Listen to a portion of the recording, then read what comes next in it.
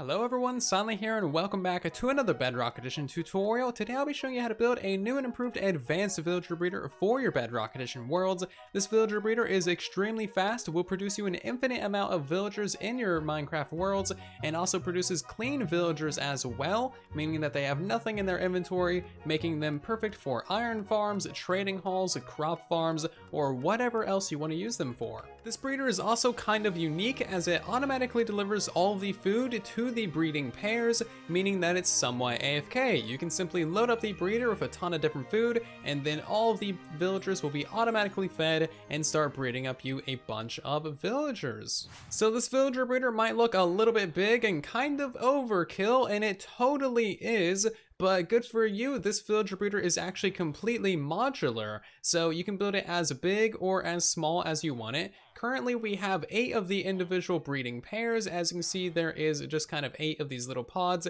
Each pod is simply 2 farmer villagers and a minecart. Those minecarts are on waterlogged rails, of course, and that makes it so that all of the baby villagers, as soon as they're born, cannot pick up any food, and then they immediately go into a nether portal, which is fairly common for Bedrock Edition villager breeders. As you can see, that guy is now in the nether, and that makes it way easier to actually make these things an infinite villager breeder.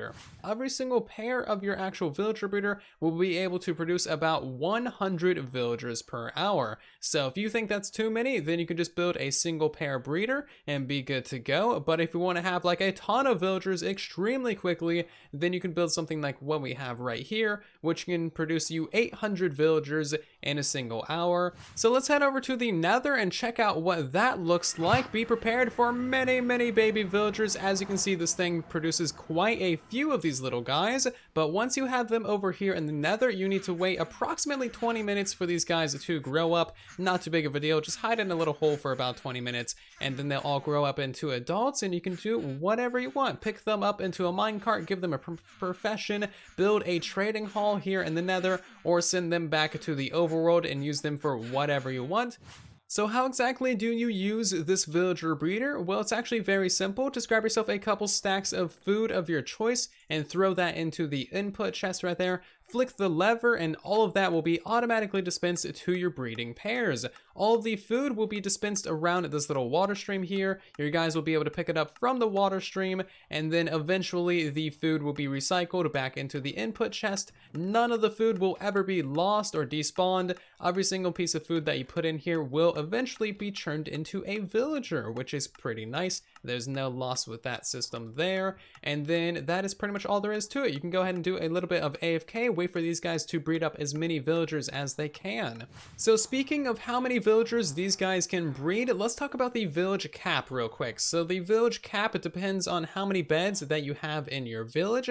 As you can see, we have a whole bunch of red beds down here for the actual village breeders themselves, and we also have a whole bunch of white beds as well. Each one of these white beds represents a single villager that these guys can breed. Once they've bred as many villagers as there are beds in the village, then they will stop breeding and they have hit the cap. In order to kind of reset the cap, you need to break the beds in the village and then place them back down. This is due to wonky mechanics where the baby villagers that are born immediately link to a bed. However, once they've gone to the nether, they don't unlink from the bed and free that up. I reported this issue way back when the Village and Pillage update actually released, and it still has not been fixed. So if you want to help get this issue fixed, then there will be a link to the bug report down below above that thing, and maybe leave a comment on it. And that way we won't have to break and place all the beds in our different contraptions, and then there will be one less bug on the Bedrock Edition. So that's about all you need to know about this villager breeder, so let's go ahead and hop into the tutorial. For those of you who are interested, there's going to be a full materials list for this build in the description of the video. And also, before we do hop into it, if you are new here and you want to see more tutorials like this in the future, then of course make sure to subscribe. I make tutorials like this all the time, and I have many more good farms and contraptions on the way. So the first thing you want to do is mark out a chunk in your Minecraft world. Of course, chunks are always 16 by 16 areas. There are hundreds of ways to find chunks in your world, so simply mark out one of those, and we want to build our entire villager breeder inside of one chunk. That way there's no opportunity for villagers to disappear or get deleted on a chunk boundary. That is always a thing that happens on this platform, so you really want to make sure that you chunk align this build. Once you have that done, we need to place in the actual frame for our nether portal. This is going to be sunk down into the ground by a single block, and this is also going to be where we send all of our baby villagers to the nether for storage. From there, you want to go out to the sides of the nether portal by 1 block and make a 2 tall wall that is 14 blocks long, and then just kind of, cap that off of another wall and then loop that back around. This is going to be the footprint for our entire villager breeder, and this is going to be for an 8-cell design. So if you want to build like just a 1-cell design, then of course follow along with the tutorial. You'll know everything that you need to know, but I'll be showing you how to do a full-blown 8-cell design that produces 800 villagers per hour. So the first thing that we're going to do is build up a single one of our actual villager breeding pods, and this way you know what we're actually going to get ourselves into, and this way you can also customize the build to be whatever size you want. So we need to go 1 block in on this wall right here and then make this little U shape. This is where the actual villagers are going to be sitting in their minecarts. We need to go to the actual back side of this and place in a couple pieces of packed ice for our water streams. Go ahead and remove these 2 blocks as they're not actually necessary, but we will need to get a block right there and also a block above that, and finally 1 more block right there. You go ahead and place 2 signs right there, another 2 signs right there like so, and get another block right there. Place in your 2 pieces of water, and then 2 powered rail on top of there like so. Finally, 2 trapdoors, crouch, 2 more trapdoors, and then you can flick those ones upwards. So that might be slightly confusing, but basically this is the entire villager breeding cell. We're going to get our villagers in there on their minecarts, 1 villager on each one of those rails. They'll be able to throw each other food, and then of course the baby villagers will be pushed out and get pushed into our water streams.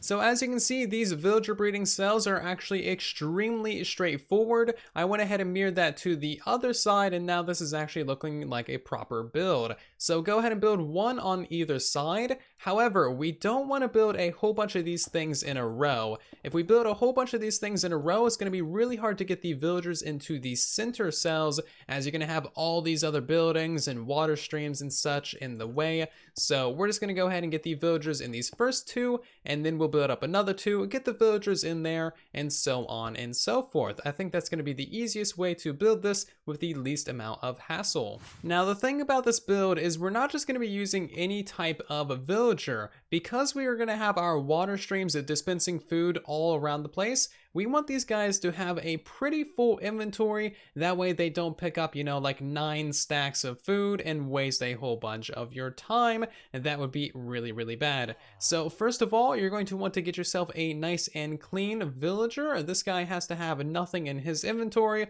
which kind of means that you need a clean villager breeder to make a clean villager breeder. Slight paradox there, but whatever, I'm sure you'll figure it out. Anyway, this guy also needs to be a farmer villager, so of course place down a composter, and when you open it up, you'll see that he is now a farmer. And now we need to throw a whole bunch of things into his inventory. So what you need to know about Bedrock Edition villagers is that they only have 8 inventory slots in total. So in order for them to not just pick up, like 8 stacks of food in your villager breeder and just waste tons and tons of food and tons of your time, we need to actually prime the villagers that we put into our breeder. So we need to try and fill up their inventory with just as many seeds as possible. Now, what I've done over here is I just put down a couple beds, and I also had down a composter for this guy to actually link to, so that we have kind of a mini village before we actually send these guys off into our villager breeder, which is over there. So right now, these guys are being total idiots because I'm using spawn eggs. They're not actually picking up any food for some reason. I don't understand it, but he should pick up that 1 stack of potatoes, and then that would be 1 slot of his inventory actually taken up. And then what you can do from there is throw him another 1, 2, 3, 4, 5, and 6 stacks of seeds. That will be 7 slots of his inventory taken up. and then you just throw him an extra 1 seed, and boom, his inventory is completely full. As long as you can go ahead and prime their inventory with just a whole bunch of seeds or beetroot seeds, that's going to prevent them from picking up a lot of the actual main crops that you use for your breeder, and that is going to save you a ton of time in the long run.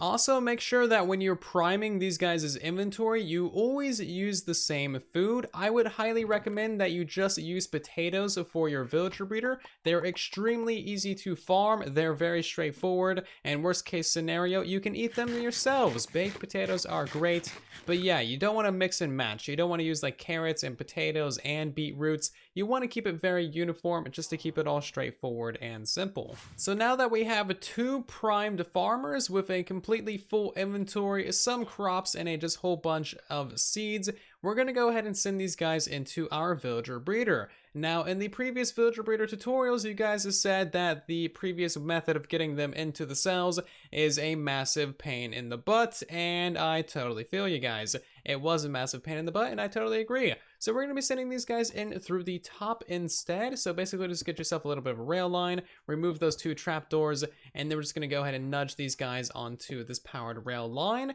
and then they should just kind of hop right in on those unpowered rails.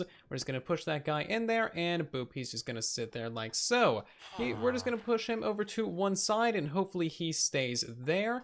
Anyway, break those 2 side blocks now that we have them in there. We need to go ahead and place in these 2 trapdoors again, get a couple of pistons, and then simply push those back in. That's basically how you get your villagers in there. Once you have your villagers in there, we need to go ahead and place in a couple more glass blocks around these edges, and 2 more right there as well. That's going to block these guys' line of sight to any of the other villagers in the build, and prevent them from trying to breed with anyone else that is not in their cell. Okay, so now we have 2 cells completely done with our 4 villagers in place. And now what we can do is just start expanding this thing and building up as many more cells as you want. Of course, every time that you build up a couple of cells, you want to go ahead and get your primed villagers, put them in there, and then you can build up the next cells without too much hassle. And once you have that done, we should have 8 cells in total. So once you have all of your villager breeder cells and primed villagers in place, you should have a build that looks a little bit something like this. Nothing too terribly special, just a whole bunch of these cells in a row. As you can see, everything is pretty much exactly how you would expect it to be. All we need to do is just go ahead and put a line of packed ice going across the build to connect those 2 ice streams, and then do another one of that on this side too. And now we just need to kind of encase this entire thing in a line of glass, just so that none of the actual water flows outside the build, and we don't lose any of our food. And now we need to install the water streams. So the first thing that we're going to do is go to the corner with our nether portal frame, and we're going to install the dropper circuit that actually circulates all of your food. So break out this block right here, and then you want to simply get yourself 2 droppers facing upwards like so, and those locations. Place in a hopper going to the side right there, a chest right there, and then swing around the back side, break out these 2 pieces of packed ice, and have 2 hoppers going into that chest like so. We can place a piece of glass over that hopper, and then a piece of glass right there too. Get yourself a pressure plate on top of that hopper. Make sure it is a stone pressure plate, and then we also need a slab and another piece of glass right above that dropper. This is basically just going to recycle all the food around your farm to make sure that nothing ever despawns and nothing gets lost. The redstone for this is really simple. You want a block right here, a piece of redstone dust right there, another block, a repeater on 1 tick, redstone torch, another block above that. That's going to activate both of your droppers. To turn that off, just place a lever on any of those blocks, and that'll be your on and off switch for your villager breeder. As for the actual water streams, we need to place in 1 water bucket right there where that slab is. That's going to flow all the way along, and then we're just going to end with a stone pressure plate, and then another water bucket that should go down to this corner. We're just going to repeat this along, nothing too terribly special. We need to fill in those 2 glass blocks, however, another pressure plate, another water source, And again, this is basically just going to send all the items around in one big circle and go right back into your dropper circuit. And then it's just gonna end off like that. You need to fill in those 2 glass blocks too, and that is all of your water streams done.